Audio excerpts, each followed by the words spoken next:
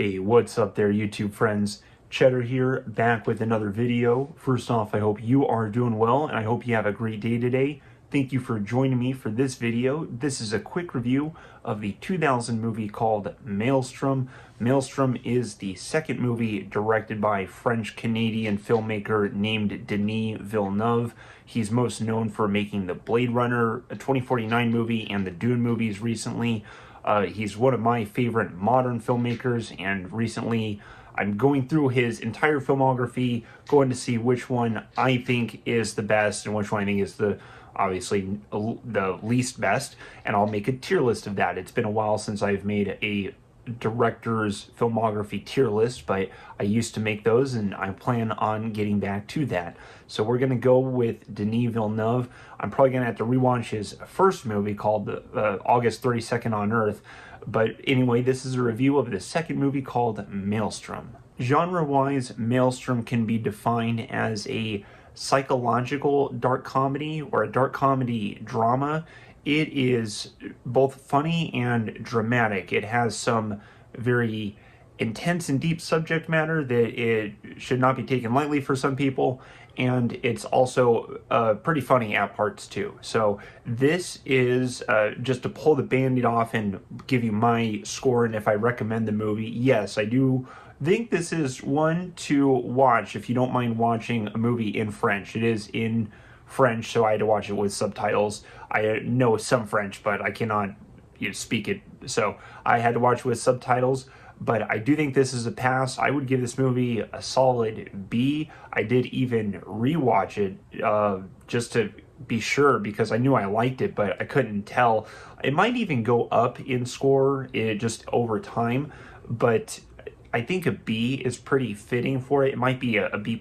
This is not an A tier movie for me, so it's definitely a solid B tier movie. That's for sure for me. For a no spoiler description of the plot, just to tell you what the movie's about, the movie is about a woman named Vivian who basically, she has an abortion, then she hits someone with a car accident, and then she falls in love with that car accident victim's son.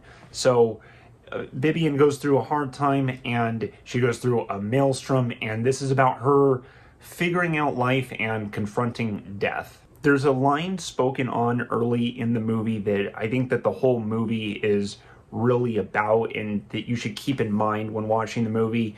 And it does cite a famous author or poem that I can't remember, it's escaping me right now, but it says that all human action, I believe it's from an author, but the quote is that all human action is a confrontation of death. And so basically it's a way to justify human activity, right? Like, why are people acting so crazy? Why are people doing this? And it's a way of confronting death and dealing with death. And one of the characters mentions that she keeps that in mind when trying to understand the logic of humanity. And not that is a perfect explanation, but I think it's a working explanation. It makes sense, right? It's kind of an interesting quote, and I think that that's what the movie is about, is Vivian goes through a hard time and she's dealing with death and confronting death, and the movie shows you very dramatic sequences with dramatic conversations, and there is some also funny moments too. So if you like movies that juggle their subject matter, that are both funny and dramatic, this is a pretty good choice. The movie also has one of my favorite, or just about my favorite, movie type structure too. This may sound typical, but some movies just do have a different structure. But I like when movies end on their strongest note, where the first two acts basically work as a setup. I'm fine with the movie being slower if it will finish very hard, right? So very exciting. So that's what I like to see, is just a strong ending to a movie. And I would say that this movie works like that. The third act is the strongest part. The first two acts, most of the movie is okay. It's good. It's not very funny, and it's pretty dramatic. And then it gets better as it goes along. Once it gets to Act 3, towards the end, I didn't want to say I'm in love with the movie, but I really liked it. It might even be a B+ for me, because It's really good. I think some of the filmmaking is also interesting in this movie too.